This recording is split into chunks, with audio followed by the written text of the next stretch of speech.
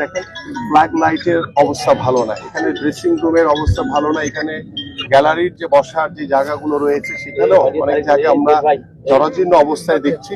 এবং এই জায়গাগুলোকে এবং আমাদের মাঠ এখানে নতুন করে আমাদের যেই সকল সুযোগ সুবিধা প্রয়োজন, ড্রেনেজ সিস্টেম থেকে শুরু করে সকল সুযোগ সুবিধা সম্পন্ন করে আমরা এই শহীদ চান্দু আন্তর্জাতিক যে স্টেডিয়ামটি সেটিকে আন্তর্জাতিক মানের করার জন্য আমরা কাজ শুরু করব। সেটি রাতারাতি কখনোই সম্ভব না। আমরা খুব দ্রুতই, যেহেতু আমাদের ক্রীড়া পরিষদ থেকে আমাদের স্পোর্টস মিনিস্ট্রির কর্মকর্তারা এসেছেন এবং আমাদের ইঞ্জিনিয়াররা এসেছেন এবং অলরেডি আমরা এটিকে আইডেন্টিফাই করেছি যে কোথায় কোথায় আমাদের সমস্যাগুলো রয়েছে, এবং আমাদের ক্রিকেট বোর্ড থেকেও সিও সহ আমাদের যে নতুন যে অ্যাডক কমিটি দিয়েছি সেই অ্যাডক কমিটির সদস্য সহ আমরা এখানে উপস্থিত হয়েছি। তো আমরা আশা করি যে আমাদেরকে একটু সময় দেন, আমরা যা বলেছি, আমাদের যা চিন্তা ভাবনা রয়েছে সেটা অক্ষর অক্ষর ইনশাল্লাহ আমরা বাস্তবায়ন।